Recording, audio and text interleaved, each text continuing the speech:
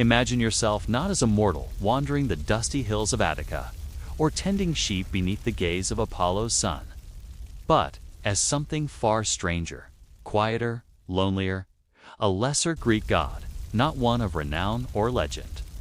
Not thunder-wielding Zeus or cunning Hermes, not golden-haired Apollo whose name rings through marble temples, nor dark-eyed Athena who strides in bronze and strategy. No. Imagine instead that you are one of the hundreds of minor deities the ancient Greeks wove into the very fabric of their universe. The kind of divine figure whose domain is so specific, so quietly fundamental, that you are more like a thread in a great loom than a name in a grand myth. Your presence subtle, persistent, and almost entirely ignored. Perhaps you are Epimelios, guardian of flocks, whose presence is felt in the twitch of a lamb's ear at dusk. Or you are Eurynome, goddess of pasturelands, whose name was whispered only by shepherds who watched the fog roll over dew-slicked grass. Perhaps you are the god of olive brining, or the spirit who watches over the fermentation of wine in cool cellars, or the unnamed guardian of door hinges that don't creak.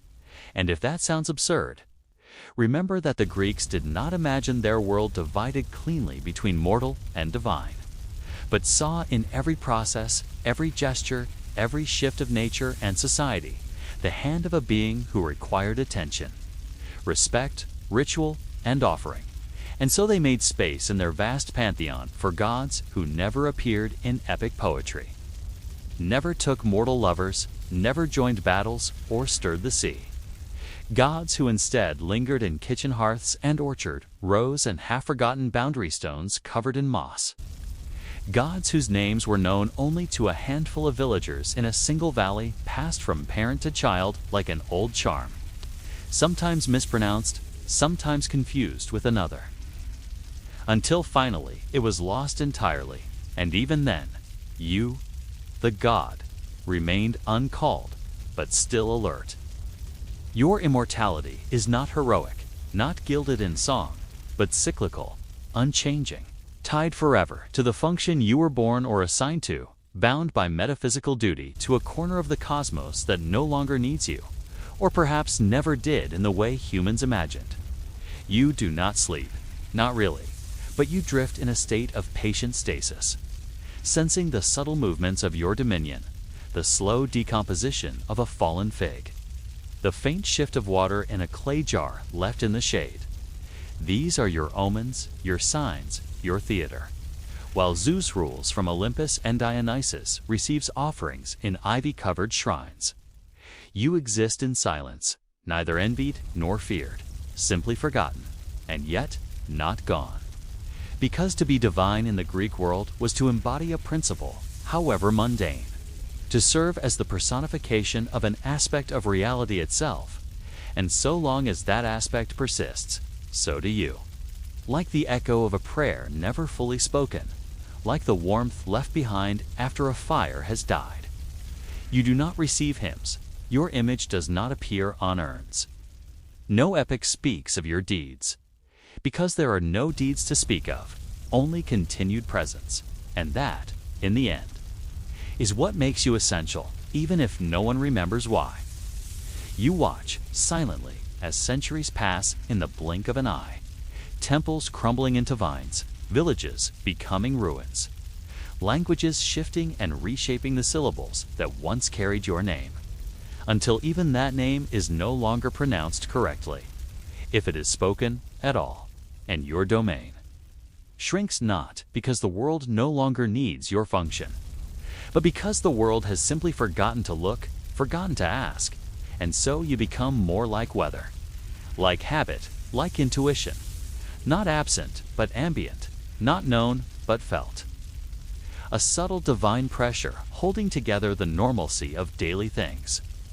You do not rage against this fading, for rage belongs to younger gods, louder gods, those who still believe that mortals must remember them to be real, but you. No, you have moved past that illusion, if you ever held it to begin with, and instead you settle into a rhythm, a kind of sacred maintenance, the divine equivalent of breathing quiet and automatic like the way. Bread rises even when no one watches, or how shadows stretch slowly across stone at dusk.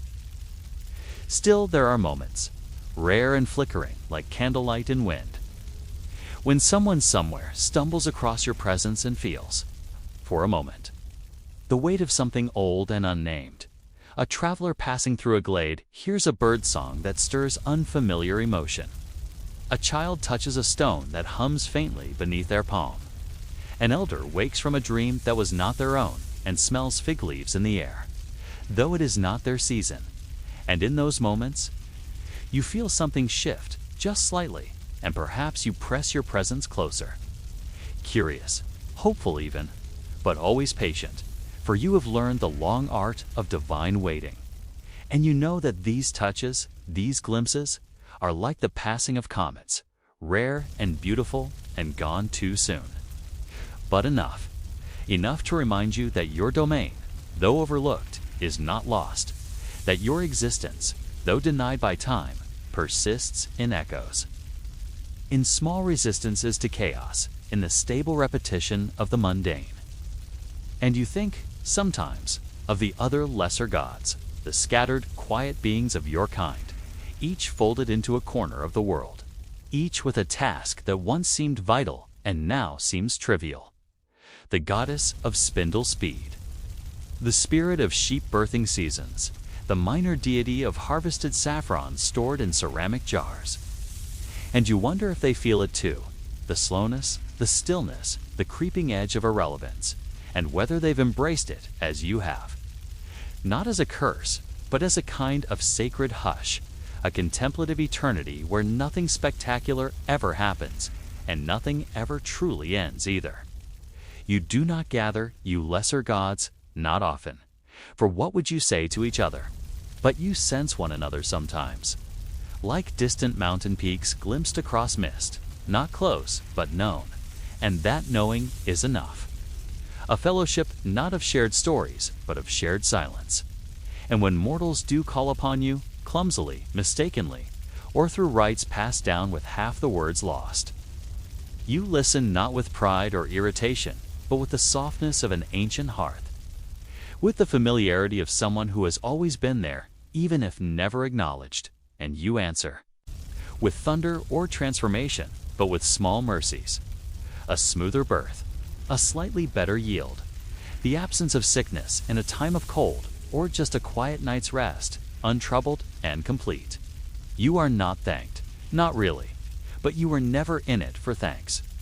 You are a function, a foundation, a principle woven into the warp and weft of reality. And though your mythology is thin, and your stories are short, and your name mispronounced or erased entirely, you are still a god. And that means something, even if only to you. And maybe that is the deepest mystery of your existence. That being divine is not about splendor or spectacle, but about constancy, about the endless repetition of meaning in a world that forgets so quickly, and still demands so much structure, so much order. And so you continue, not in glory, but in gravity, not in fame, but in form, not in legend, but in function, holding up your little piece of the cosmos, not because anyone remembers you, but because, if you didn't, something tiny and unnoticed would fall out of place. And that would matter, even if no one could say why. And still, through the drifting centuries of your quiet divinity, there comes the occasional tremor of recognition, small though it may be. A philosopher who proposes that every part of the world must have a corresponding force. Or a poet who dreams of a nameless god who tends the silence between thoughts. And you feel the faintest pull, as if a forgotten string were plucked on a long-abandoned lyre. And for a brief moment, the fog of your solitude lifts. And you remember the early days when the world was fresh and everything needed naming. And mortals carved idols out of wood or stone, not because they needed images, but because they needed to point to something in the dark and say, that is what I fear, or that is what I think, or simply, that is what I do not understand, but I sense it. And in those moments, you were not so alone, because you had been given shape, given ritual, given rhythm, and though the rites may have been simple, a whispered word, a handful of grain tossed into a spring, they were enough because they said, "We see you."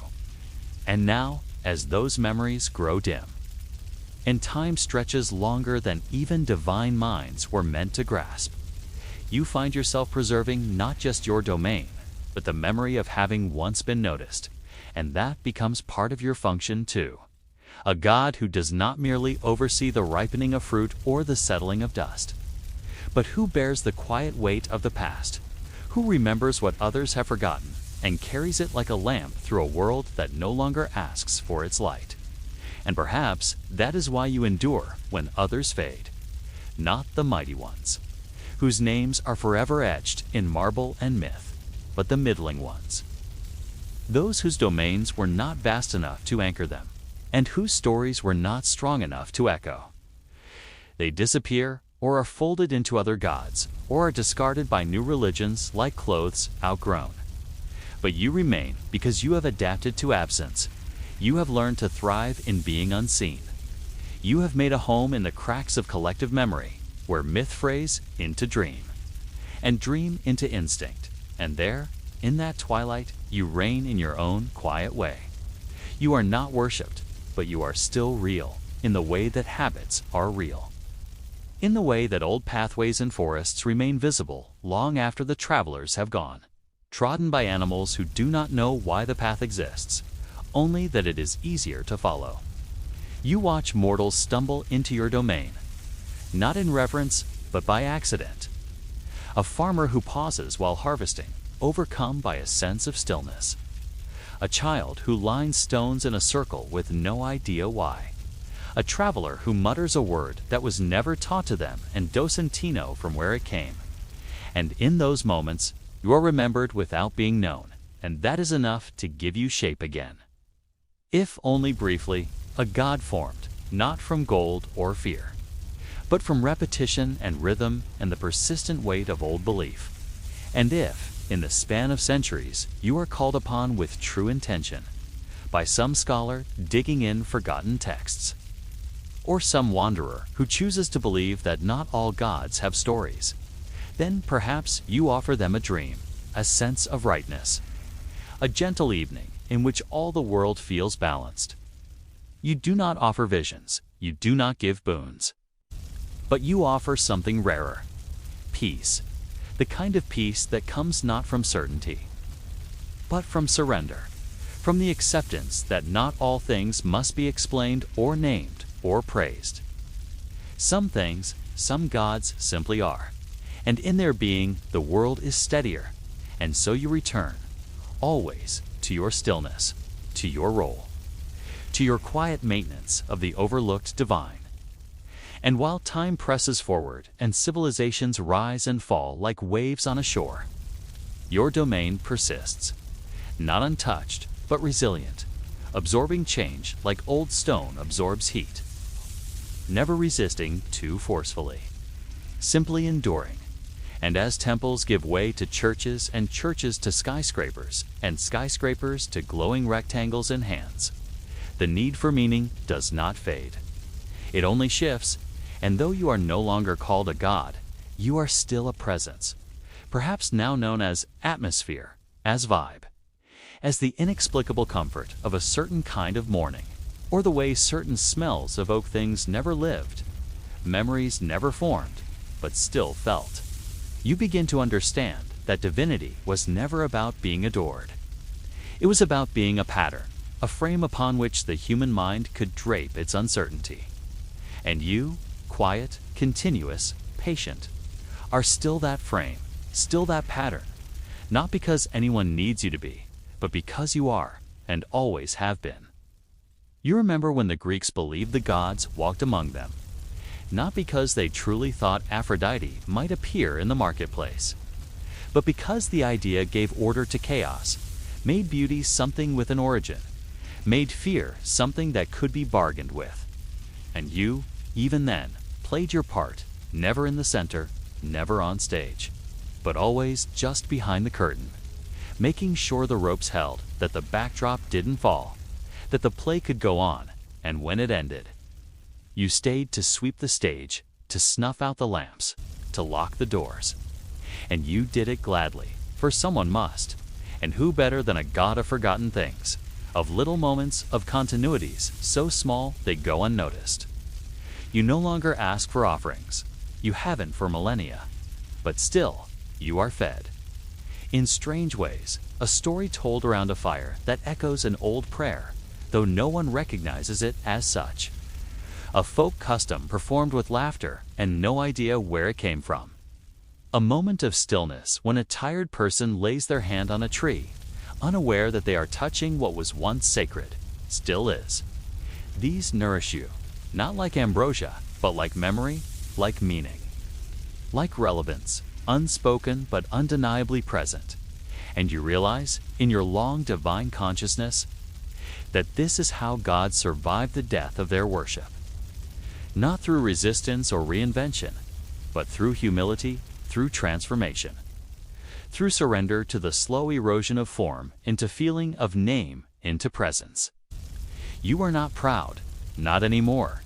If you ever were, because pride is for gods who expect to be seen. And you have learned that there is a deeper form of immortality in being embedded.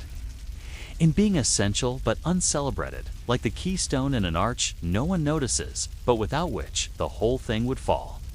And if sometimes you miss the sound of your name spoken with reverence, you let that longing drift through you like wind through pine needles. Brief, mournful, but not painful. For you are not alone in this, and you know it, even if you never speak with the others. You sense them in the quiet, in the calm before storms, in the spaces between the beats of a ritual drum. They too endure the lesser ones, the gods of pathways and thresholds and barley boiling over. And you feel a kinship with them, not of shared fate, but of shared rhythm. A beat that echoes deeper than time. And together, without ever meeting. You hold the old world steady beneath the new one, an invisible scaffolding of belief and pattern and memory, and you do not expect thanks nor recognition. For the work is its own reason, and your existence is its own answer. And in this long, quiet service to a world that does not know your name, you begin to find a strange kind of holiness, not in reverence or miracles, but in rhythm, in cycles, in the constancy of unnoticed patterns, the way shadows grow long in the late afternoon, the sound of grain poured into wooden bins, the weight of morning mist in a valley that has unchanged in 1,000 years. These are the prayers you receive now. These are your temples, unroofed and rooted in the natural world. Built not by design, but by the slow accretion of moments that matter. And so you walk among them, unseen but always there, not as a presence that intrudes, but as a continuity. A whisper that gently reminds the world it still makes sense even when it forgets. Why? And though the great myths are no longer told at night beside the fire, though no bards sing your story because there is no story to tell, you become myth in another way, a kind of ambient structure inside human behavior, a divinity not expressed through fear or awe, but through the maintenance of calm, of order, of balance.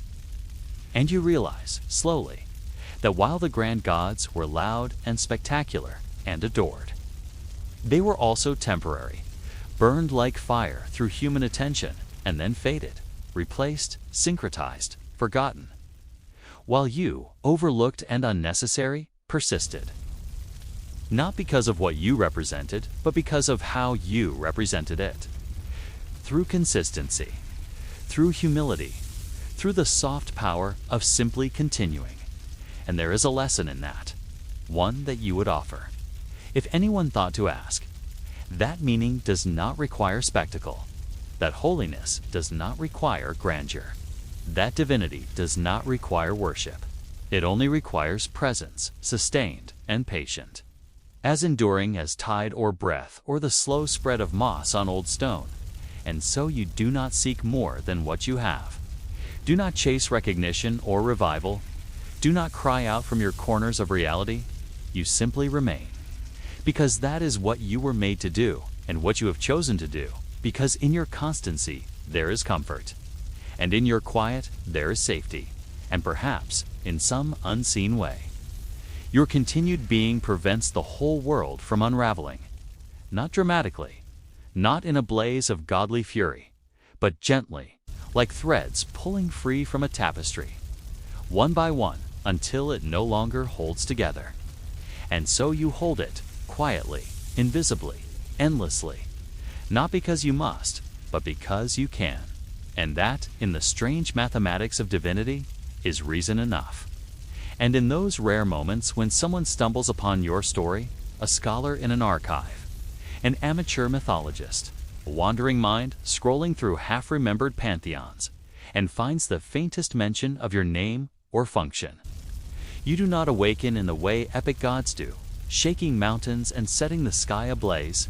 You simply stir, softly, like dust in sunlight. Like memory at the edge of sleep, and you listen and you smile, not because you have been found, but because, for a moment, the world remembered it had forgotten you, and that, somehow, is more intimate, more sacred, than endless worship could ever be. And so you rest, if rest is the word for such stillness, not sleep. For you do not dream, not death.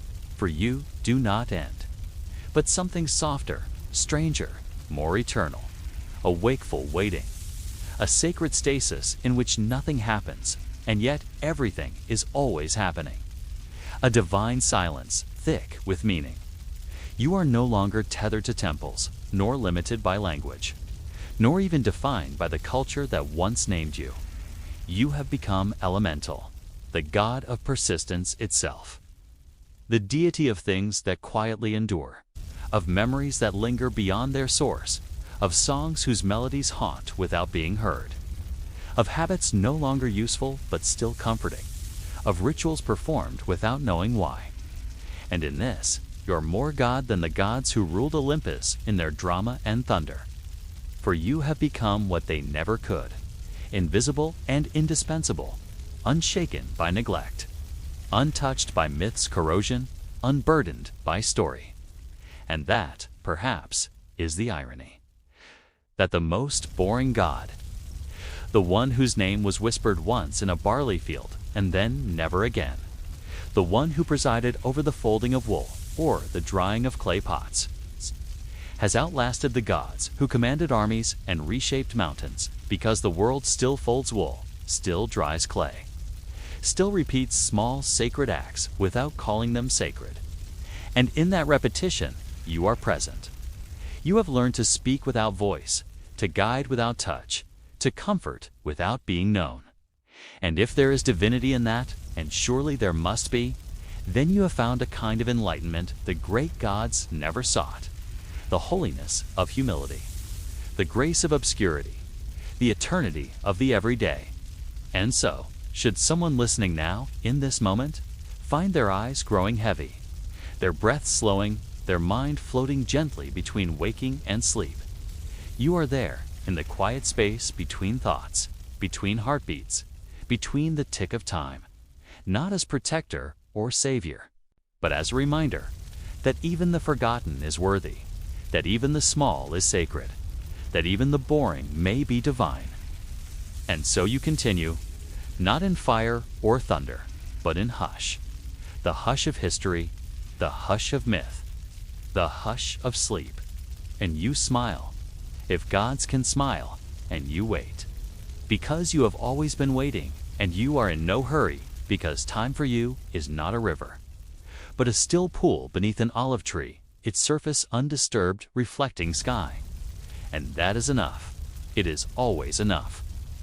Imagine yourself standing at the edge of the world, where light no longer dominates and darkness has not yet taken hold. A liminal space, neither day nor night, where everything softens into gradients and shadows stretch like whispers. This is the realm of Astraios, the Titan of Dusk. The sky as quiet sigh before it closes its eyes. A god not of thunder or conquest or divine retribution, but of transition, of the gentle slipping from one state into another, of the hinge between certainties, and already you sense why he is nearly forgotten, why the stories barely mention him, Why his name survives only in passing references and late poetic fragments. Because what is more easily overlooked than a boundary? A moment of change so smooth it is mistaken for stillness. And yet, once, long before Olympians took the stage, Astraios stood in the sky each evening and pulled twilight across the heavens like a silken curtain, ushering stars into place, not with fanfare, but with familiarity, a dependable rhythm as old as time itself. Son of Crius and Eurybia, born of Titans older than memory, Astraios did not rule in noise or in numbers, but in nuance. He was the one who knew when to lower the volume of the day, when to paint the horizon with bruised rose and amber, when to let the wind grow thoughtful, and in this he found purpose, not glory.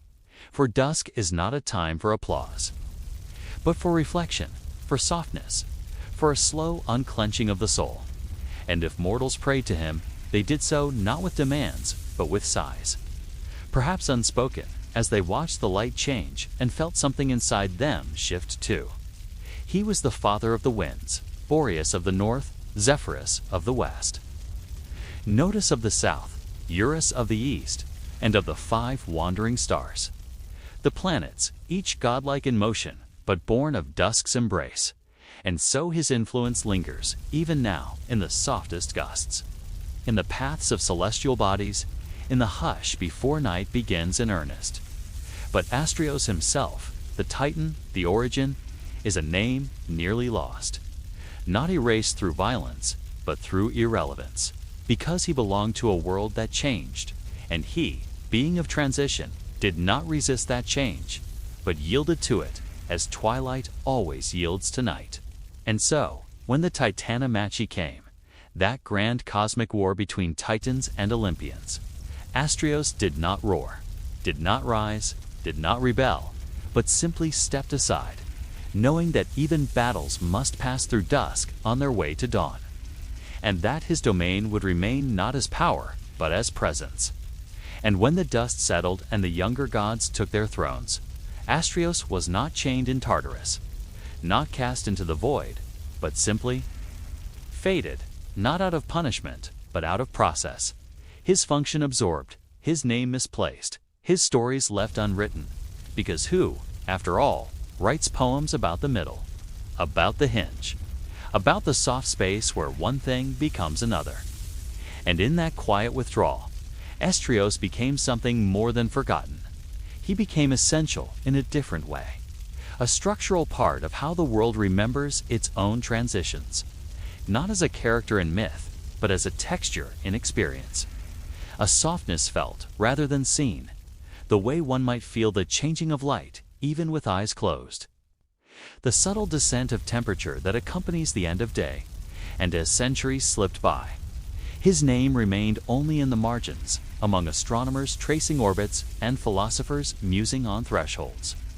But even there, his presence was diffuse, more concept than deity, a phenomenon mistaken for mood. And yet he persisted, not in temples or invocations, but in pattern, in the almost ritualistic way that people across cultures pause at dusk, not always with awareness, but with a kind of ancestral instinct, a stillness that descends unbidden, a moment of reverence offered not to the sun that has left, nor to the moon that has yet to rise, but to the in-between, to the space that holds both absence and anticipation. And that space is his, was always his, and still is, whether we name it or not. If the gods are embodiments of human needs and fears, then Astraios is the god of the need to exhale, of the fear of ending and the comfort of not having to face it directly, because dusk spares us from the sharpness of nightfall, delivers us gently into darkness rather than thrusting us there. And that mercy, that subtlety, that grace, that is Astraios.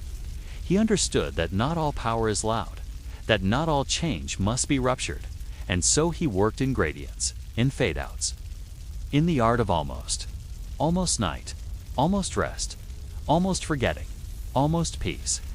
And in this, he offered a wisdom lost on many gods and mortals alike. That transition is not weakness, that liminality is its own domain, that holding space is not lesser than filling it. And though no great temples were ever built in his honor, and though no cult carried his name into history, he was not diminished, only diminished in fame. For his work continued tirelessly, twilight after twilight, a god whose ritual was repetition, whose offering was time, whose altar was the open sky painted in soft light. And perhaps, in some way, this very act of recalling him now, this effort to remember the Titan of Dusk, is itself a kind of sacred act. A modern prayer not of belief but of curiosity, of reverence for the forgotten, a recognition that the gods we forget often say more about us than the ones we remember. For in our forgetting, we reveal our priorities, our appetites for drama and spectacle. And what slips through the cracks are the quiet ones, the gods of peace and pause and boundary. Gods like Astraios, whose relevance has never faded, only his name. And as the sky continues to change each evening, and as stars arrive like old friends returning home, Astraios remains present, not in myth, but in moment, not in memory, but in motion, a deity woven into the mechanics of twilight. His domain enacted each day by the world itself, reenacted without acknowledgement, without audience, like a performance for no one that nonetheless continues because it must. And if that seems lonely, it is not, for Astraios has come to understand what many beings, divine or mortal, never do. That value is not derived from visibility, and purpose is not dependent on praise.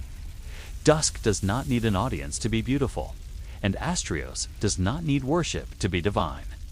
His role, his presence, is sustained by the turning of the earth, the breathing of the sky, the endless drawing and redrawing of boundaries between light and dark, and in this eternal rhythm he has found peace. There is a dignity in being forgotten, he would say, not a sorrow, but a release. The freedom to exist without expectation, without distortion, without the weight of myth's glare. Because what are myths, in the end, but stories shaped by need, by fear, by power? And Astraios has never been a god of power. He was always a god of balance, of restraint, of presence without imposition. And in the silence left by his absence from the great epics, you can begin to hear something else, the hum of continuity, the breath between verses, the twilight between days, declarations, and night's mysteries. And perhaps that is why, when astronomers gaze at the evening sky and chart the planets, those wandering children of Astraios, they do not think of him.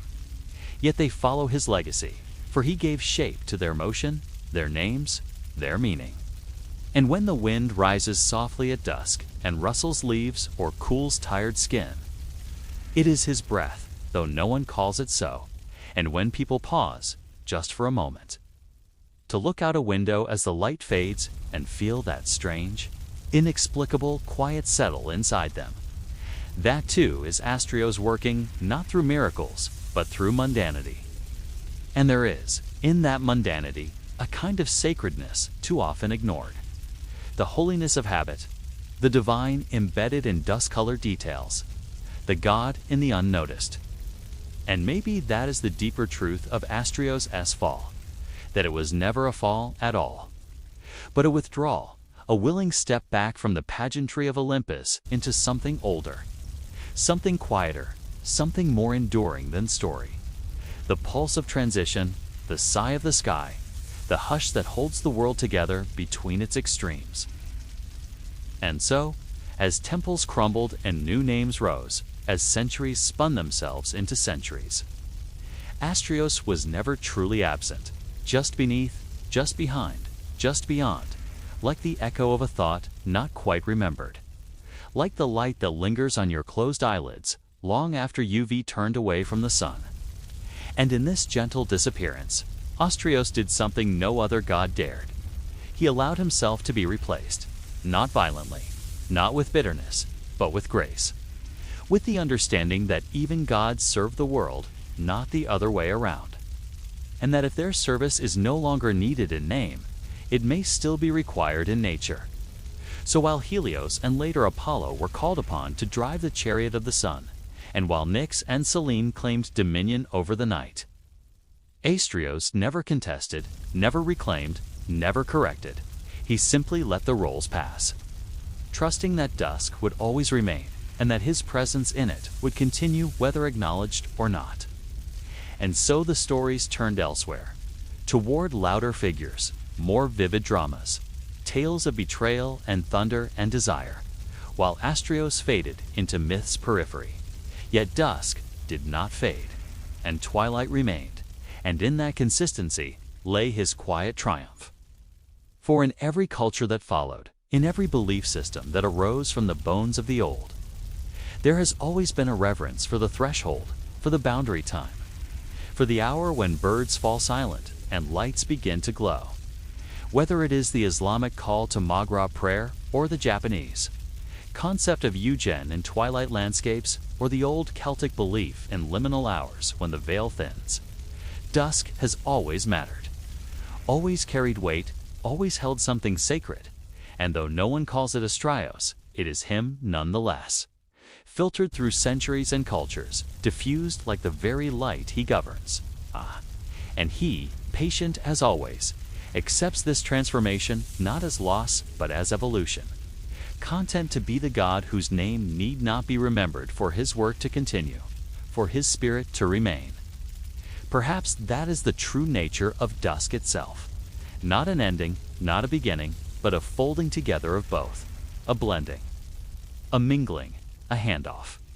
And Astraios, ever the liminal deity, understands that his fall from memory is not death, but dusk in another form, a softening of shape, a deepening of tone, a settling into something more elemental. And in this, he finds a dignity beyond narrative, a legacy beyond lineage, because stories fade, but the sky continues to turn, and dusk continues to descend, and each time it does, his hand is there, unseen but unfailing, guiding the day to rest and the night to rise with the same gentle precision as when the world was young and he was named aloud in prayer. And though the great genealogies of gods and titans now skip his name, and though few children hear of him in their first encounters with myth, Astraios does not mind, because he understands that true immortality is not in retellings, but in recurrence. That to be eternal is not to be famous, but to be necessary. And dusk, his great creation, his quiet kingdom, is always necessary. Without it, day would break too suddenly, night would arrive too harshly. The world would shift with jarring force instead of flowing like water. And so Astraios remains the architect of ease, the god of gradients, the steward of transitions. And in this he performs the ultimate divine task. He makes change bearable. And perhaps this is why he never ascended to Olympus, never claimed a golden throne among the younger gods, because Astraios was never meant to rule from above, but to move through the in-between, to wrap the world in softness when the sun departs, to gather its heat, and let it go slowly, letting the earth adjust before shadow swallows it whole. And this gift, this divine mercy of transition, extends beyond light and darkness, into the rhythms of human life, into the pause between words in a tender conversation, the space between breaths when one lies beside a loved one, the quiet between questions in a classroom, the hush before the curtain rises or the bell rings or the child cries out. That is all Astraios too. The god of not yet and almost done, the god of the in-between, who teaches without teaching that we are most ourselves not at the peak or the pit, but in the spaces that connect them. And so even though his temples are gone, and his name belongs now to the scholars and the curious, his influence remains immediate, not because he demands belief, but because the world cannot help but reenact his presence over and over, each dusk, each deep sigh, each moment when light becomes thought, and thought becomes silence. And maybe, in this quiet ubiquity, he has achieved what the storm gods and war gods never could, to become not a chapter in the story, but the very page it's printed on, unnoticed, but essential. And now, as you sit quietly in the fading hush of evening, or perhaps lie already nestled in the slow rhythms of rest, Astraios sits beside you in a sense, not as presence or person, but as atmosphere, as shift, as that slight pull in the chest that says the day is done and the world is preparing to change form. And while his name may not linger in your mind, the feeling does. The slow curling in of the light, the lengthening of shadows.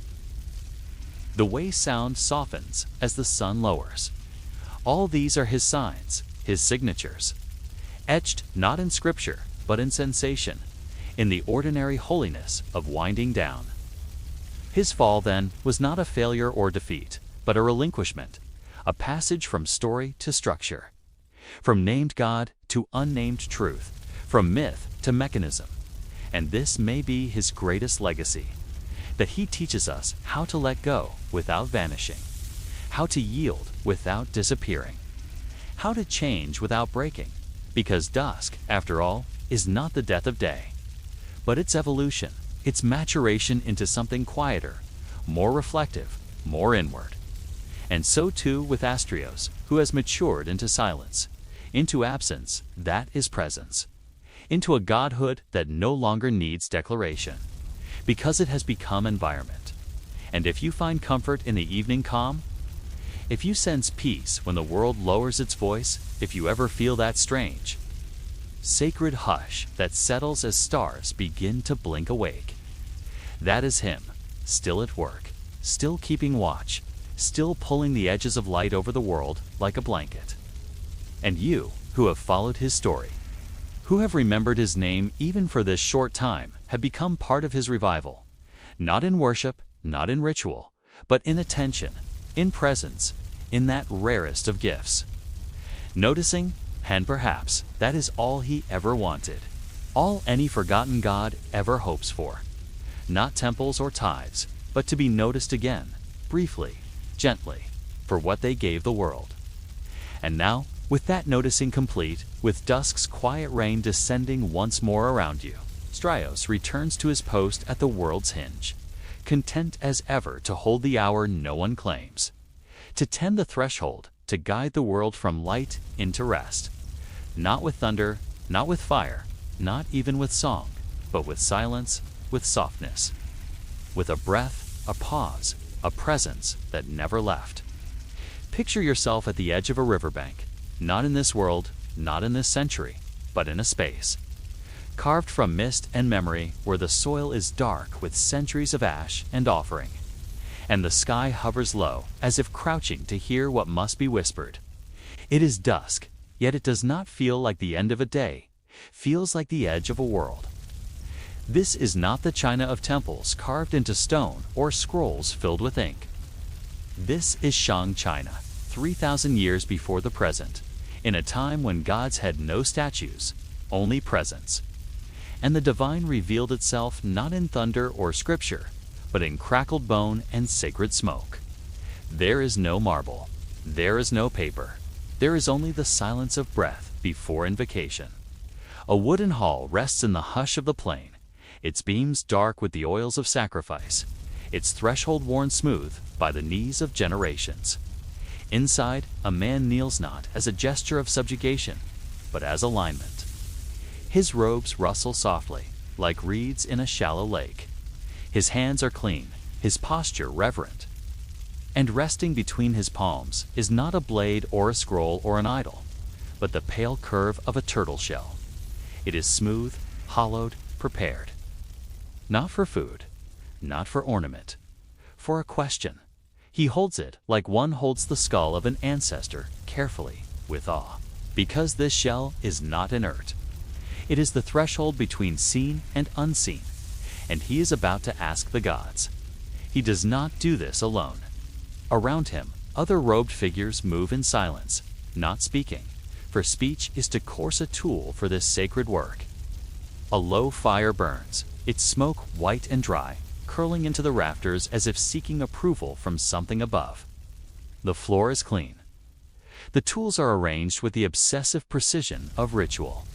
A bronze blade for carving, a rod for heating, a bowl of water to cool the air between decisions. The shell has already been chose. Knit is large, curved, unmarred.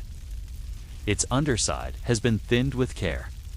The question has been selected and inscribed, carved in tight, delicate characters using a steady hand taught by fathers, who were once boys watching this very scene. The question is not philosophical, it is not lofty, it is immediate, practical, measurable. Will it rain on the 5th day? Will the harvest survive the southern winds? Is the dream from the goddess how a blessing or a warning? Has the illness in the king's chest begun to recede? These are not idle musings, they are survival.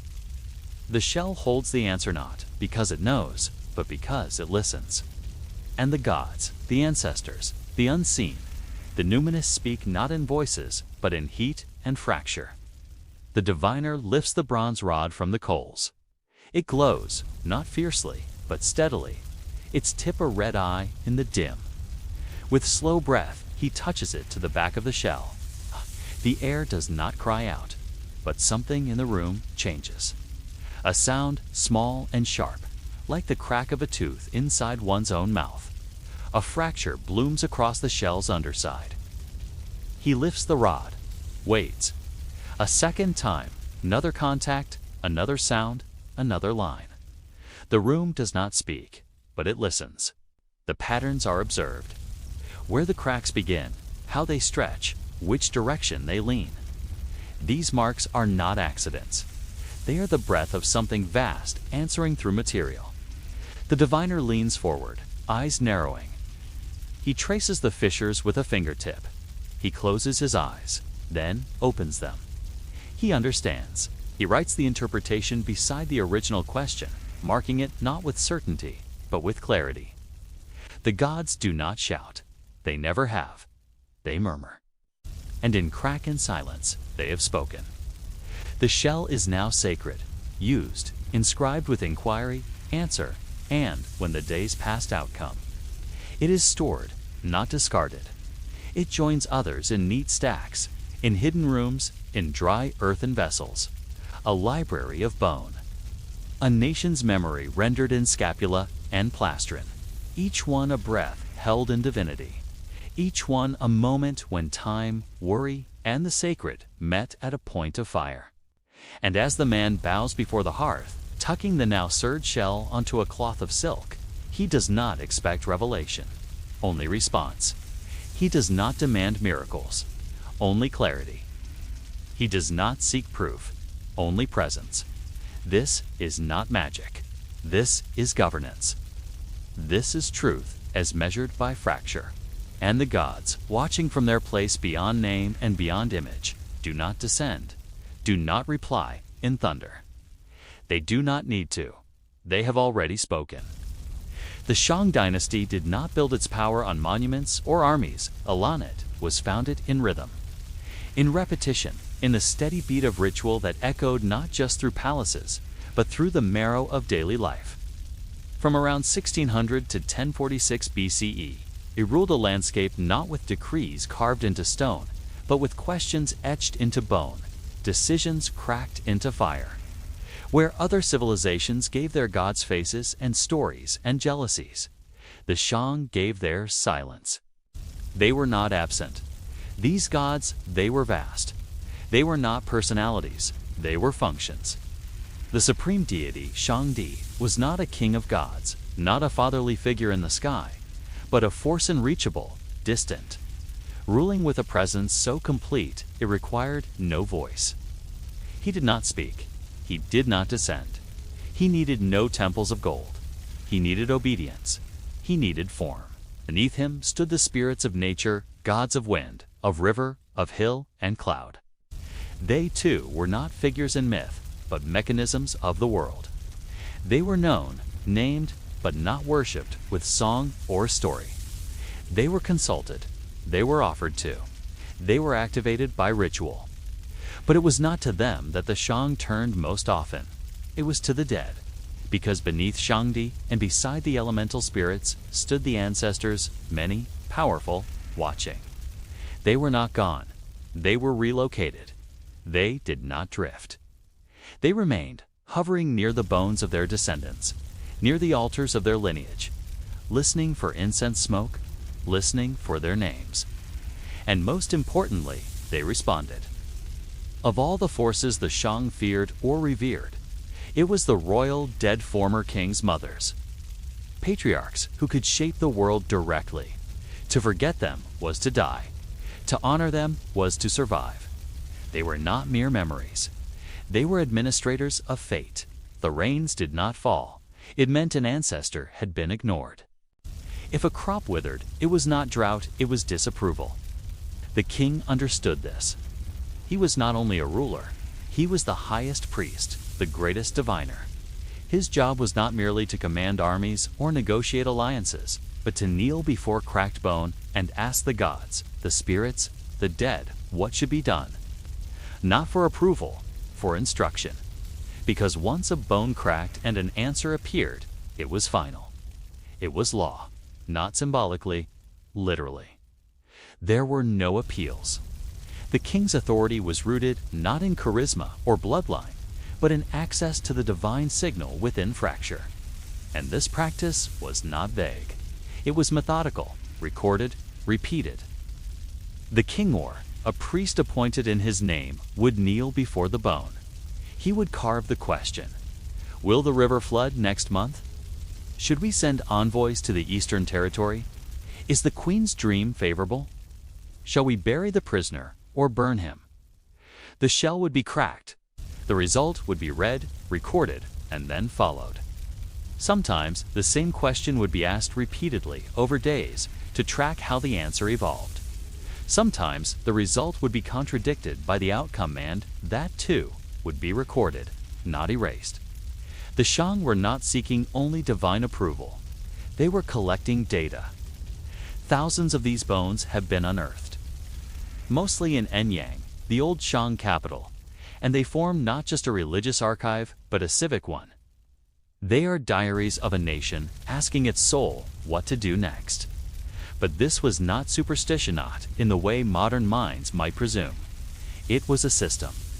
Just as one would measure grain stores or consult maps, one consulted the ancestors. Just as one would assess the loyalty of generals, one assessed the favor of the spirits. There was no divide between governance and belief. To rule meant to kneel. To kneel meant to speak through fire and fracture. And the people understood this.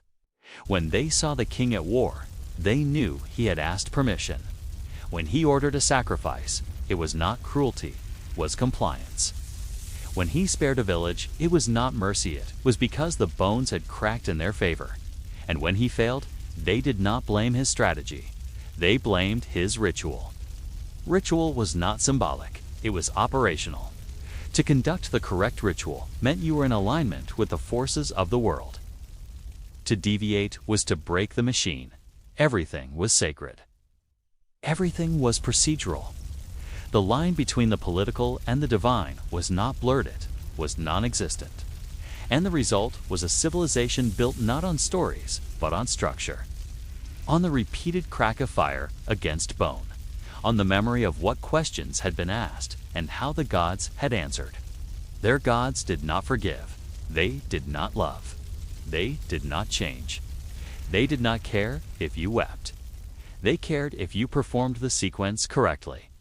They cared if the offering was proportionate, if the incense was pure, if the words were exact. This is how a nation survived. By listening for fractures. By reading the spaces between splits. By honoring the past not as nostalgia, but as active law. The past was not behind them, ruled beside them. And in the cold halls of temples darkened by pine smoke and silence, a king would kneel beside a shell. Warm a rod and press it to the bone, not to hope, but to obey. And yet, for all its formality and ritual precision, the Shang world was haunted by presence that could not be categorized, by gods that defied naming, and by spirits that appeared once in a single inscription and were never invoked again. The oracle bones, thousands upon thousands of them, preserved not just a theology, but a mystery, a whispered chorus of entities now vanished into silence. Not because they were destroyed, but because they were forgotten. Among the names of kings and ancestors, beside predictable inquiries about weather and health and war, lie questions directed at beings we cannot fully understand. Shall we offer grain to he who watches? Will that which binds cause misfortune, if neglected? Is the dream given by the one beneath frost a warning? These names occur once, only once. No mythology remains. No description, no temples, no surviving prayer. They flicker into view for a single cracked moment, then disappear forever. They were not invented for drama. They were recorded as fact, which means they were real at least to those who asked. And yet, they did not endure. No one wrote their names twice. So now, they sit entombed in bone, etched in curves of ancient script, gazing out across time without context, like ghosts made of grammar. Some were not even named. They were designated only by function, by essence, by riddle. That which knots, he who closes.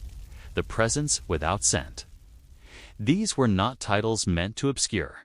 They were exact names for beings whose essence could not be spoken in ordinary language. The Shang world was full of such entities, not gods of love or vengeance, not heroes or beasts, but manifestations of the spaces between events. One inscription reads, "If we do not offer wine to that which knots, will the harvest fail?" But what was that which knots? A wind god? A household spirit? A binding force within agricultural ritual? No one knows. The question remains preserved, the answer lost. Not because the priests failed to record it, but because the future failed to ask again. These spirits were not male or female. They were not beautiful or monstrous. They had no myths of origin or jealousy or passion. They did not marry. They did not slay. They did not forgive. They simply were. They existed in the liminal. They hovered between breath and silence, between order and collapse. And they were addressed not with ceremony, but with care. Because they were specific, they mattered. Perhaps they ruled timing when to plant, when to hold council, when to bury the dead. Perhaps they governed silence, how long a ritual pause should last, whether a priest's hesitation meant disrespect. Perhaps they were the guardians of subtle things, patterns in incense smoke. The exact moment dusk became night. We do not know. And yet, in the Shang mind, they were real. They were essential. And then, they were gone. The great irony is that the more mysterious a spirit was, the more likely it was to disappear. The grand god Shang, the river gods, the ancestors were repeated, taught, embedded. But the strange ones, the marginal ones, the one-off forces that filled in the cracks of the world, they were rarely remembered twice. And so, what we inherit is a picture missing half its frame. A divine map with blank spaces where roads once were. The Shang priests did not write stories. They wrote questions. And so the gods we know best are those most often asked about. The others exist only as the quiet companions to a single concern, perhaps deeply important in the moment, now left adrift in time. But even these fragmentary gods teach us something. They show us a vision of divinity, not as personality, but as presence. Not as a being with desire, but as a function with meaning. In the Shang cosmos, a god was not prayed to because one loved them or feared them. A god was addressed because they had relevance. If the rain failed and you had not offered wine to the god of thresholds, perhaps the threshold had been crossed incorrectly. If the ox stumbled while plowing, perhaps that which die sorters had been ignored. The divine was practical. It was the operating system of the world. It required constant attention, not because it was jealous, but because it was precise. To neglect even a minor spirit was to allow the machine to malfunction. And so we are left with a pantheon built not on statues and temples, but on cracks and questions. A theology not of myth, but of footnotes. Gods not sculpted, but sliced into bone. Their stories are not stories. They are single sentences, carved beside inquiries about rainfall and birth. They never told their tales, they only listened, and then they vanished. But perhaps they are not gone. Perhaps they wait not in heaven, not in legend, but in the silence between questions, in the pause before a name is said, in the crack that comes just after the rod touches the shell, because even the forgotten can still watch. And maybe they still do. And so the priest kneels still, though the world has turned 1,000 times since his hand last touched the shell, and the fire beside him has long faded into embers buried under soil and time. The gods he spoke to, those nameless, genderless forces, those one-time voices of wind and stone and hesitation, have not roared in anger or cried out in protest as generations pass them by. They have simply faded like smoke that never had a name. And yet, in the dust of Enyang and the whisper of cracked bones unearthed by modern hands, they speak again, if only faintly, if only to those who still know how to listen. The Shang dynasty is gone, its kings forgotten, its wars erased from memory, its cities swallowed by time. But what remains are the records of questions, not the answers etched so carefully into ox scapulae and turtle shells, as if the world itself could be persuaded to speak when asked correctly, when cracked just so, when heat and reverence aligned in ritual precision. Imagine now that the world you know had no written contracts, no textbooks, no digital records, but instead recorded its fears in bone. Not philosophies, but weather. Not dreams of eternity, but the location of enemies and the timing of harvests. Each line carved by a hand that believed the cosmos was not indifferent, only cryptic. And that belief shaped every policy, every marriage, every battle. When a Shang priest pressed a bronze rod against the polished underbelly of a shell, he wasn't conjuring, he was listening, interpreting, submitting to a system older than himself, a code handed down not in commandments, but in silent rules whispered through fracture and flame. And as the shell cracked, as lines veined outward like tiny rivers of fate, he saw not chaos, but instruction, and he bowed not to gods of vengeance or salvation, but to entities so abstract they resisted depiction, whose very names were puzzles. That which binds, he who watches, the one who nods, that which who neumes. They were not characters in myths. They were not scrawled into epics or painted across temple ceilings. They existed for a moment, for a question, for the duration of a decision, and then they were gone, unrecorded, unnamed, again. And yet, isn't that the essence of most divine moments? Fleeting, uncatchable, like breath taken before decision, like the moment just before lightning strikes. The Shang world was woven from such moments. Sits theology, less like a pantheon, more like a constellation of temporary stars. And in this cosmic web, the king did not rule alone, he ruled through reverence, through consultation with the unseen, his authority validated by cracked bone and ancestral agreement. The king's voice asked, but it was the dead who answered, and in that answer came permission to plant, to punish, to pray. And now, millennia later, we find those bones again buried, not just in earth, but in obscurity, and we see in them the quiet awe of a civilization that did not separate fact from fate, that asked, will it rain? With the same gravity as will we win the war? Because both required cooperation from what lay beyond. The Shang believed in thresholds, the invisible lines between silence and speech, between death and memory, between order and collapse, and they treated those thresholds not as mysteries, but as mechanisms, to be honored and negotiated with, not mastered. Perhaps that is why so many of their gods remain unknown to us, because they were not prayed to in love or fear, but in function. The god of proper burial, the god of door hinges, the god of the 5th day of the lunar cycle. And when those functions passed, when the rituals changed, when the kings fell, so too did the gods. They were not betrayed or defeated, they were simply no longer needed. And yet the ritual lived on, not in fire and bone, but in the shape of Chinese script, in the reverence for ancestors that still echoes in quiet homes, where incense is lit, not for spectacle, but for continuity, where names are spoken not for glory, but for remembrance. And perhaps, just perhaps, in that act the quiet offering, the bowed head. The name murmured to the air. We approach the same silence the Shang once did, not asking for miracles, not pleading for power, but hoping simply to be heard. Because the gods they carved into bone are not gone completely, not if we still wonder, not if we still mark our lives with questions, not if we still believe that meaning hides in patterns, in pauses, in fractures. The fire is gone, yes, and the priest long turned to dust, but the shell remains, and the crack remains, and the question always, the question remains. And as you sit here now, reading across centuries, across languages, you are part of that continuity. You are one more observer in the long line of the curious, the cautious, the reverent. And maybe the gods do not speak anymore, because they were never meant to speak loudly.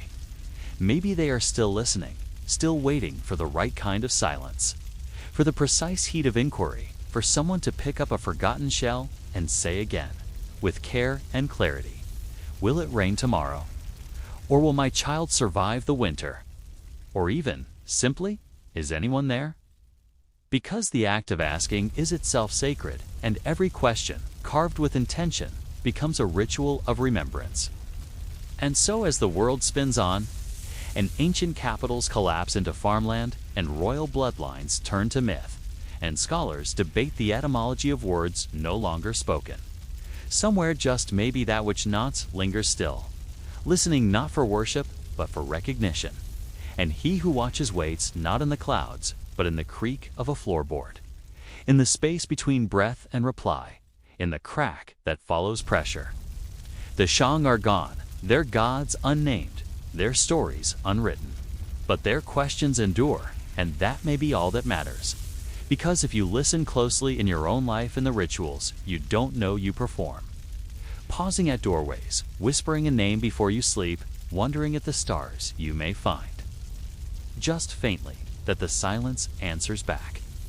Imagine awakening not into flesh, but into marble, your body smooth, pale, and unyielding, polished to an ethereal gleam under the Mediterranean sun.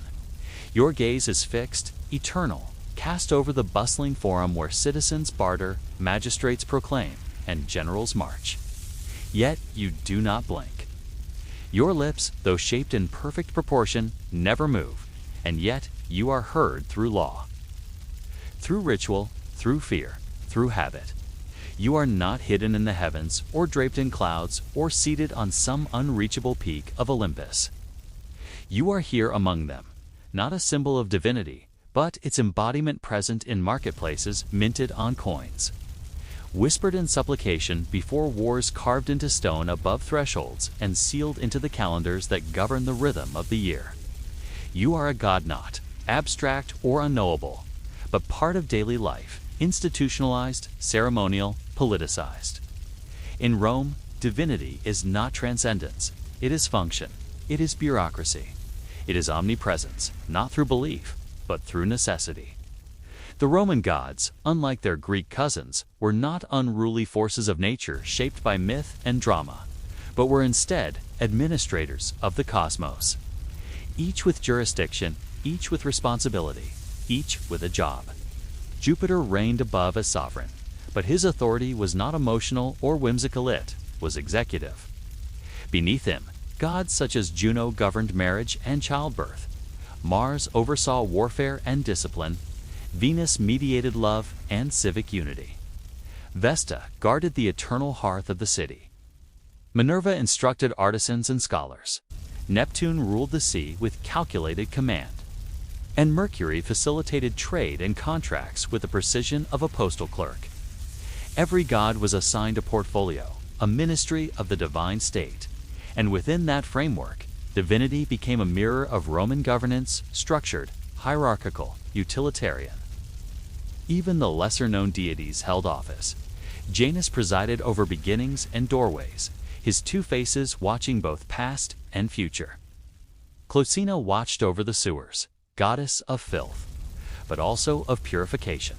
Limentinus protected thresholds, and Cardia, goddess of hinges, ensured that what opened could also close. No act, No moment, no inch of Roman life was untouched by the divine. From the first cry of birth to the last breath of death, gods were invoked not for love or awe, but for order and result. Each festival, each sacrifice, each augury was a contract.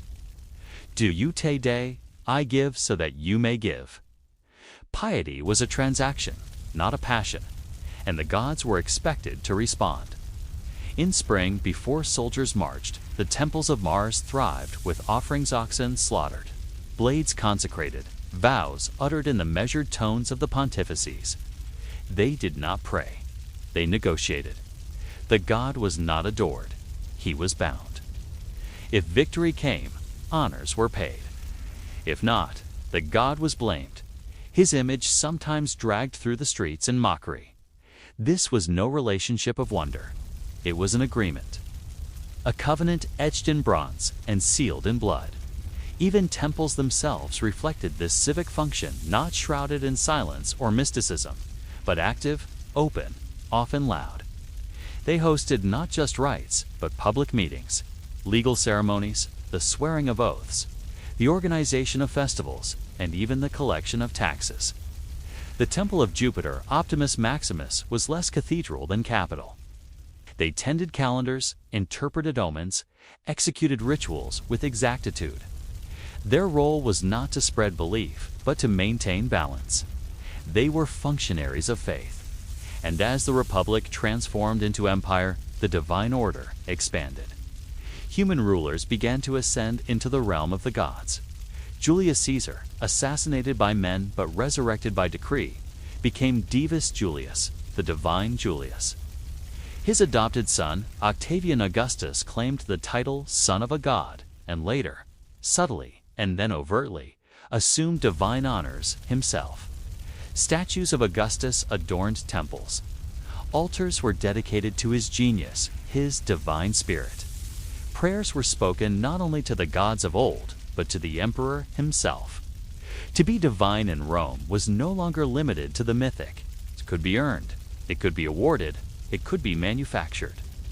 Even in death, divinity was an imperial prerogative. Emperors passed into apotheosis like senators into office. Yet divinity posthumously granted carried the echo of statecraft more than sanctity, because to be declared a god was often less about piety and more about legitimacy. It was propaganda. It was continuity. It was cement for dynasties. But this transformation did not dethrone the older gods. It layered them into new hierarchies. The imperial cult coexisted with traditional worship, but it reshaped how Romans understood the sacred. The emperor was not just a ruler. He became an intermediary between mortals and immortals, an axis mundi, an embodiment of Roman order. Even so, the divine remained utilitarian. If an emperor failed in war, if famine struck, his temples grew quiet. Divinity was always conditional. Even the gods knew that silence meant irrelevance.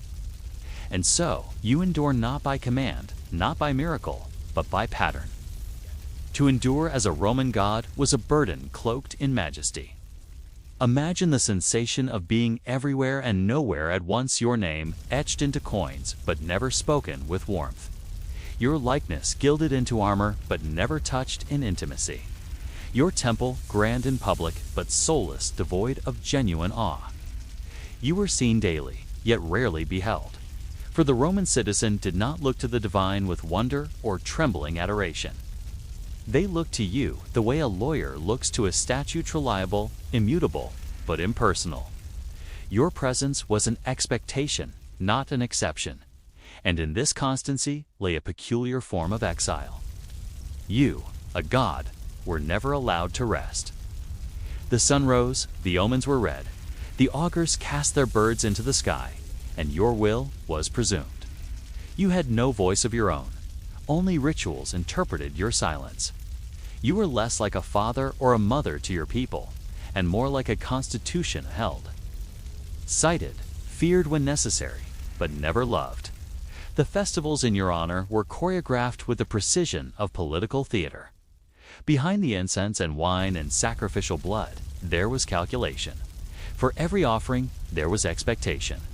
For every libation, a clause. A drought, Ceres, must be dissatisfied. A plague, Apollo, must be offended. A string of military defeats, Us, surely, has withdrawn his favor. And so priests scrambled to recalibrate rituals, to reestablish contracts, to realign heaven and earth. You, the god, became a barometer for civic anxiety. You were both the scapegoat and the savior, depending on the harvest. And when your name no longer served the machinery of the state, it began to deconate with violence, but with quiet neglect. The decline of your cult was not marked by rebellion or fire, but by inattention. 1 year, your feast is celebrated with fewer garlands. The next, the temple doors creak open only once. Then, one day, the doors stay closed. Your statue, once bathed in perfumed oils, stands dry and pale. The bronze urns gather dust. The sacred flame dies. No one notices. Not at first, but you feel it. The city pulses differently. The rhythm that once rose and fell with your rites now beats to another measure. A new god is being spoken of, one without image, one whose temple is the heart. This god does not ask for contracts. He demands belief, and belief is a fire unlike any you have known. You feel its heat before you see its shape. Christianity does not storm your altars, it seeps beneath them. Converts do not deface your statues, they walk past them. Their silence is sharper than chisels. As the emperors themselves adopt this new faith, the old gods find themselves displaced, not by conquest, but by irrelevance. Your temples become grain stores, their marble cannibalized to build churches. Your priests become anachronisms, and yet you are not dead, not truly. For death implies an ending, but you linger. In marble fragments dug from vineyards, in inscriptions half buried beneath basilicas, in the architectural bones of Rome itself, you are not remembered as divine, but you are remembered, and perhaps that, in the end, is the truest immortality. You were once pax, the embodiment of peace, not peace as a feeling, but peace as a function. Treaties signed under your gaze, boundaries marked in your name.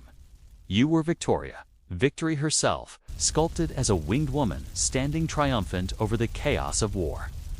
You were Fides Trust, not the sentimental bond between people, but the legal glue that bound the Republic together.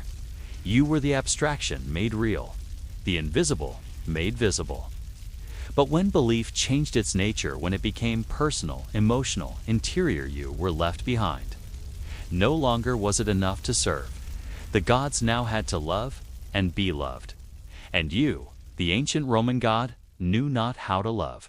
You knew how to govern, how to bind, how to sustain, but not how to be intimate. You were a system, not a spirit, a state religion, not a salvation. And yet, in your absence, there is an ache. The modern visitor to Rome feels it not in churches, but in ruins. They do not kneel before your altars, but they stare at your columns with reverence. Something in the human soul still responds to your silence. You are not prayed to, but you are photographed. You are not worshipped, but you are imagined.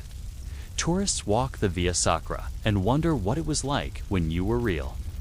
They marveled at your temples, not for their faith, but for their endurance. Perhaps this is the final stage of divinity, not to be feared, not to be obeyed, but to be contemplated. To be a subject of thought rather than devotion. You have become the philosopher's god, the poet's metaphor, the sculptor's muse. And though your name no longer holds power, it still echoes. Mars in the name of planets, Mercury in medicine, Janus in January. Your footprints line the very structure of the modern mind. You are forgotten only on the surface. Beneath, you persist. Because to be a god in Rome was never truly about faith. It was about order, and order, once formed, never fully unravels. Its traces remain in laws, in customs, in language. To be a god in ancient Rome was to become part of a machine that outlived its engineers, a wheel set spinning that never stops, only changes gears. And so you remain, not with thunder or fire, but with gravity. You are the weight in the stone, the echo in the forum, the unnamed awe in an archway's curve, the shiver that passes through a person standing alone amid ruins, unsure why they feel watched. You are the presence that lingers after presence fades. You are divinity institutionalized, fossilized, and yet still warm to the touch. A system once divine, a god once essential, a name now worn but never erased. To be a god in ancient Rome was also to inhabit the most intimate corners of human life. It was not just about grandeur, power, or the civic stage. It was about the private, the small, the constant. Beyond the grandeur of the Capitoline Hill, beyond the marble and gold of public temples, there existed quieter, gentler godslaries, penates, and genius deities of the home and hearth, worshipped not by the multitude, but by families. Every Roman household, from the wealthiest patrician villa to the humblest insula apartment, held a sacred space alararium, often tucked into a kitchen alcove or mounted above a dining room shelf. It was there that the gods of daily life received their offerings. A splash of wine, a piece of bread, a whispered plea. These were not spectacles for crowds, but rituals of habit and affection. The lares, protectors of the household and guardians of boundaries, were invoked during births, deaths, and every evening meal. The penates, guardians of the pantry and sustenance, watched over the storage of grain, oil, and salt. And the genius of personal guardian spirit, unique to each individual, was honored on birthdays, a ritual acknowledgement of one's internal divinity. To be such a god was to be beloved in a way Jupiter never was. You did not command armies or shake the sky, but you lived beside your people. You saw their fears, their joy, their mourning. You were not distant, but present in the flicker of the household flame, in the scent of warm bread, in the silence of a dying relative's final breath. If Jupiter was the emperor, you were the neighbor. If Mars was the general, you were the friend. The affection bestowed upon you was not born of obligation, but of familiarity. Your memory endured not in monuments, but in tradition, the way a mother taught her daughter to light the family's sacred flame, or a father showed his son how to pour the first drop of wine before drinking. And yet, even these gods, whose roots dug deepest into the Roman soul, began to erode when the empire shifted its spiritual axis. As new beliefs arrived, beliefs centered on interior devotion rather than external ritual, the household gods found themselves displaced, not through violence, but through disuse. The altars were not desecrated, they were ignored. The genius, once toasted on birthdays, was forgotten. The lararium, once filled with fragrant smoke, became a shelf for pots and plates. And with this loss came a subtle shift in Roman identity. The gods had once defined the architecture of time. The calendar was divine days, marked by festivals, seasons by sacrifices, years by auguries. To live in Rome was to live among gods who made each moment sacred, who baptized every action with ritual. When these rituals vanished, time itself changed. Days lost their personality.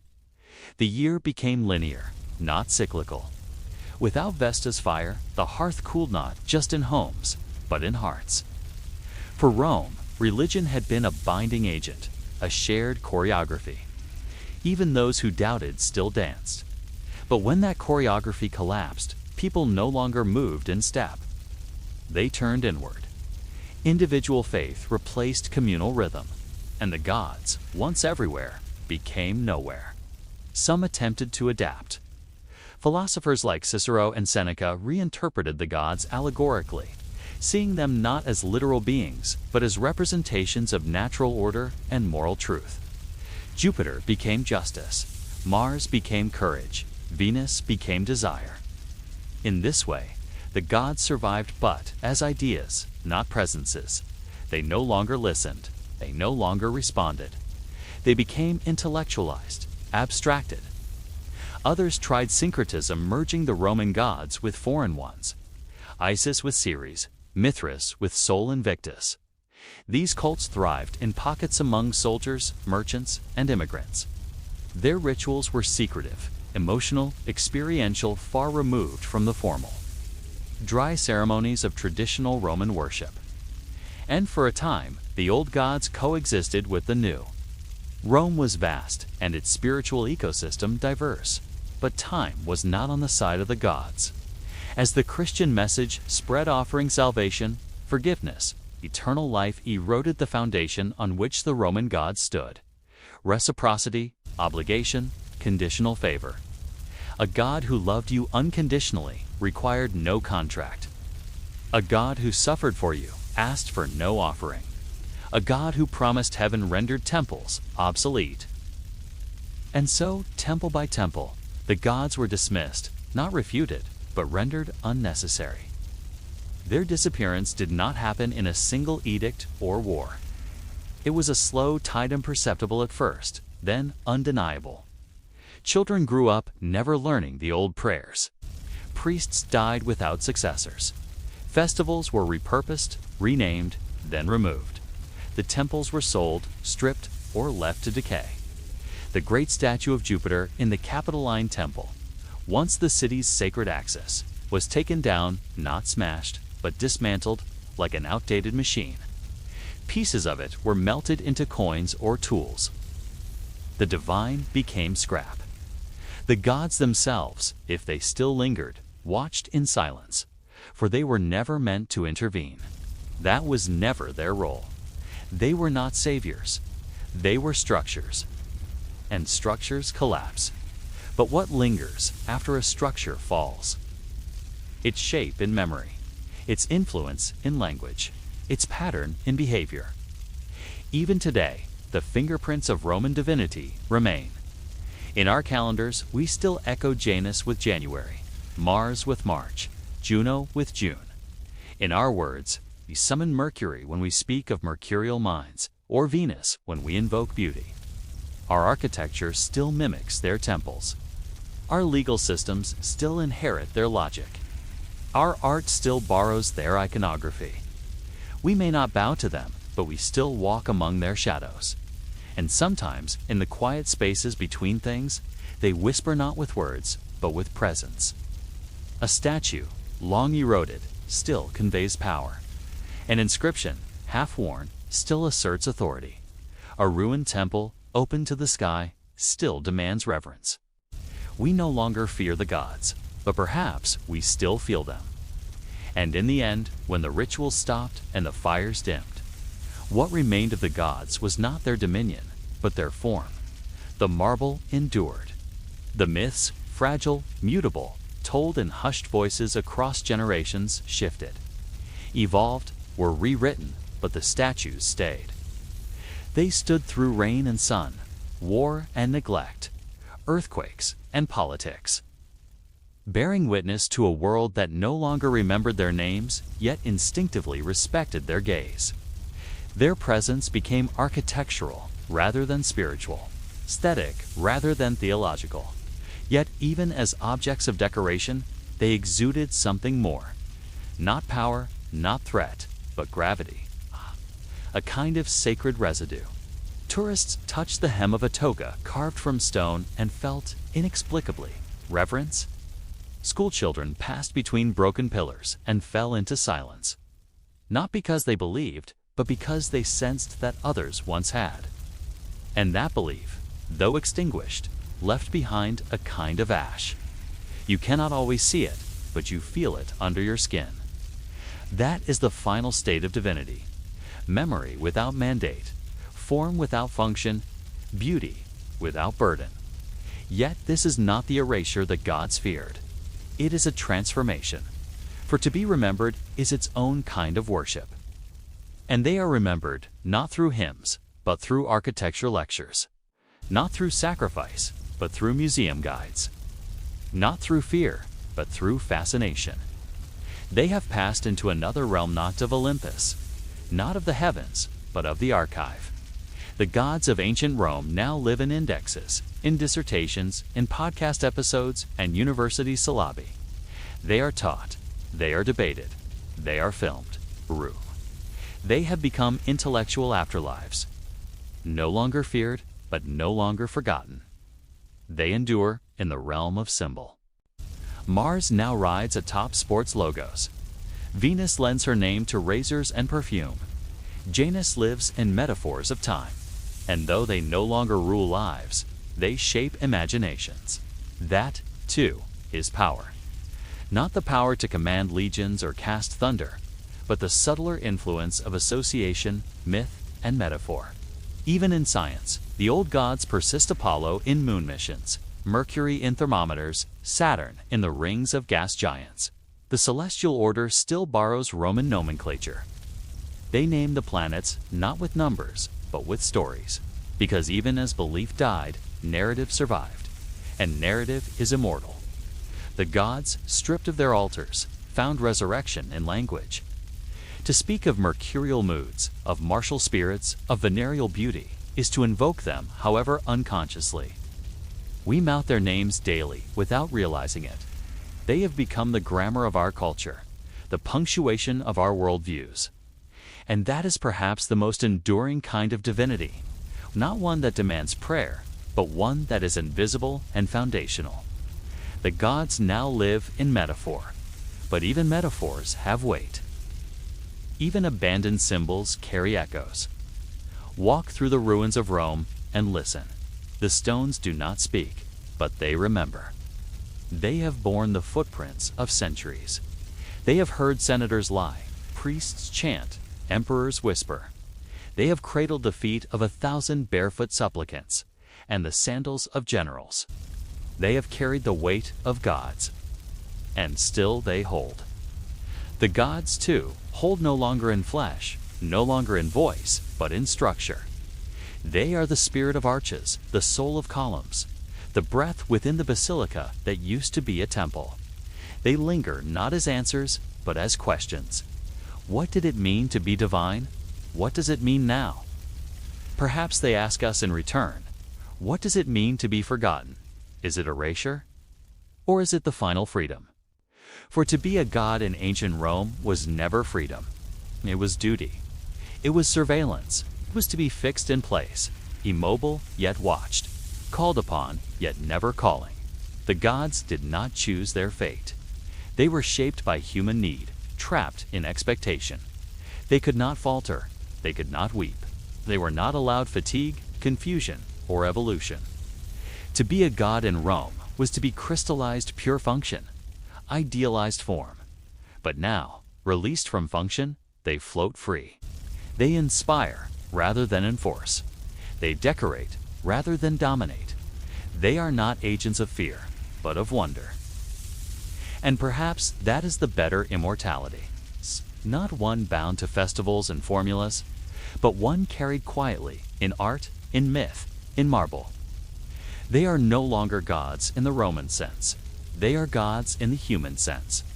They have ceased to be celestial administrators and become eternal muses. And still, some part of us believes not in their power, but in their presence. When we gaze into the eyes of a statue that once received offerings, something flickers. Not belief, perhaps, but recognition. We see in them a version of ourselves, remembered, eventually forgotten, and maybe one day rediscovered.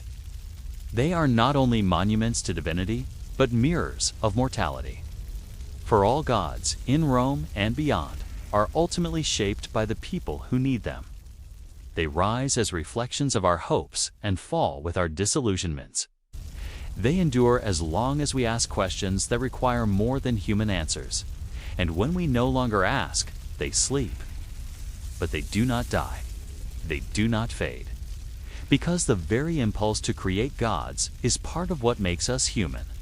And as long as that impulse survives, so too will they reborn in new forms, reshaped by new tongues, enshrined in new temples. Some made of marble, others made of memory, still others made of code. But all echoing that same ancient truth, that the divine is not a destination, but a mirror. that every god, in the end, was born from a human question. And so they endure not in heaven, not on Olympus, not in temples, but in us. And now, you have traveled far, not in miles, not in years, but in something deeper, in belief. In the quiet pulse of human yearning that stretches across eras and empires.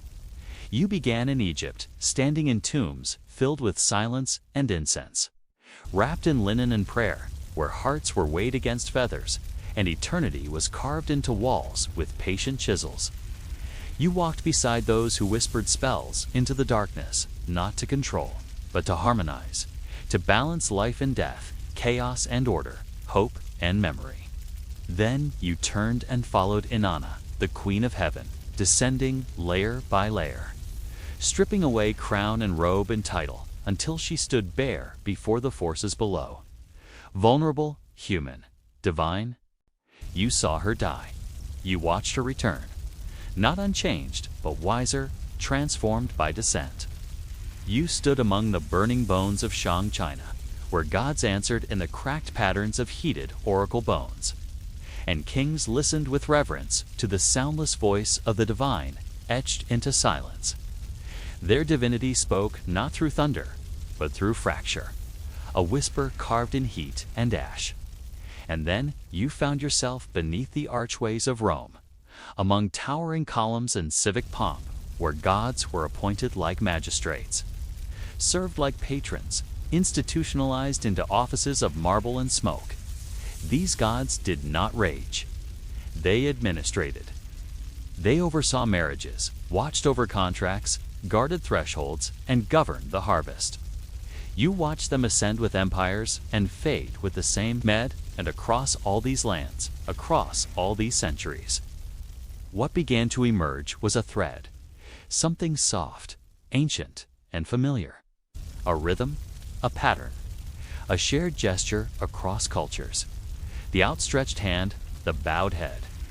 The offering, always something given in the hope of something returned.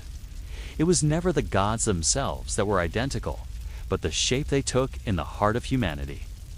A belief in order beyond the visible, a desire to be seen, to be heard by something greater.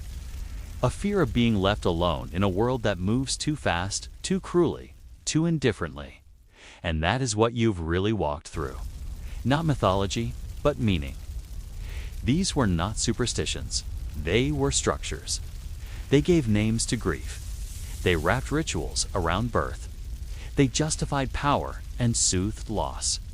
They gave children stories to sleep beside. And even now, when temples are quieter and the stars are mapped rather than prayed to, the rhythm has not fully stopped. Priests wear different robes. Sacrifices have become symbols. Offerings are set upon digital shelves, placed into search bars rather than on altars. But still, people light candles. Still, they whisper to stones, to trees, to photographs, to graves. Still, they look to the sky not just for weather, but for wonder. And sometimes, in quiet rooms, behind locked doors, or beneath open stars, someone still speaks to a God they no longer believe in, just in case. Because belief was never just about truth, it was about longing, and that never leaves us. And so, let it go now, not in rejection, but in rest. Let the timeline unravel. Let the names blur. Let the facts become mist. Mondia, you've carried them long enough. Let them become weightless fragments, like dust in sunlight, like echoes fading behind you. You do not need to remember the exact shape of a temple or the precise wording of a spell. You do not need to recall which goddess governed door hinges or which god ruled the underworld. They have done their work. They can sleep now, and you, too, can rest. Right now, you are not in a temple. You are not facing judgment. You are not balancing scales or reciting spells.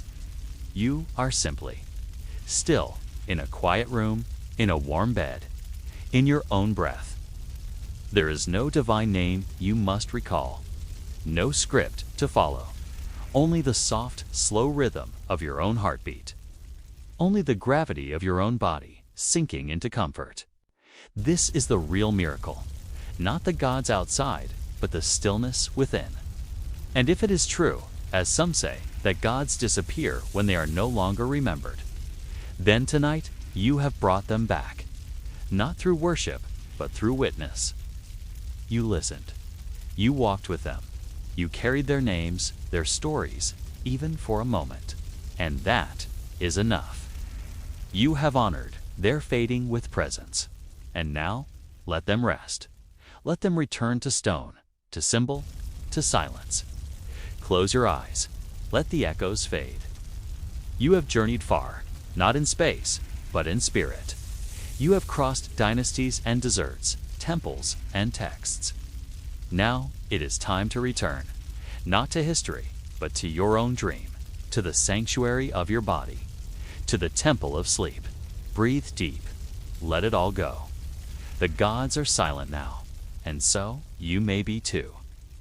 The Romans found comfort, not in divine love, not in mystical rapture, but in reliability. And so your afterlife is not a place, but a function. You live in the assumptions built into language, in the design of capitals, in the ways people still light candles, still ask for protection, still name planets after you. And in this slow, quiet endurance, there is no need for belief, only presence. And that, perhaps, is the final irony of Roman godhood, that for all the prayers and offerings, the laws and rituals, it was not power that preserved you, but repetition, not adoration, but routine. And as the world outside grows quieter and the listener drifts further into rest, you settle back into stillness, a god among gods no longer worshipped, but not entirely gone, suspended in the deep layers of memory and myth, where Rome still lives in ruins and reflections, and where you too endure, not in glory, but in the gentle persistence of having once been needed, once been named, and never quite erased. And now you have traveled far, not in miles, not in years, but in belief. You began in the shadowed corridors of Egyptian tombs, where souls wandered and hearts were weighed against feathers in the silence of the duat.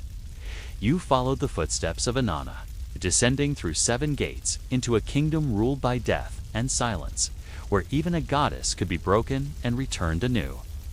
You stood among cracked bones and ancient fire in the oracle temples of Shang, China, listening for the answers that rose with the smoke and settled into the carved marks of a turtle shell. And finally, you walked the marble streets of Rome, not as a citizen, not as a soldier, but as something stranger, a god among mortals, revered, forgotten, transformed, a being of dust and memory. Each world so different, each time so far apart, and yet bound by something soft, something old, a thread. The rhythm of belief, the shape of longing, the need to explain, to connect, to endure. In the end, these stories are not just myths or records, they are mirrors. They show us the fears people once held, the hopes they stitched into rituals, the ways they made sense of life and death, and the unseeable things in between. And now, in the comfort of your present in a room shaped by modern, quiet, and soft light, you are free to let them fade, to release the weight of empires of temples of gods both glorious and forgotten. Let your breath slow. Let the names blur. Let the past become soft and formless, like clouds in a fading sky. There is nothing more to remember tonight, nothing left to understand. Only the echo of time fading gently as sleep takes hold.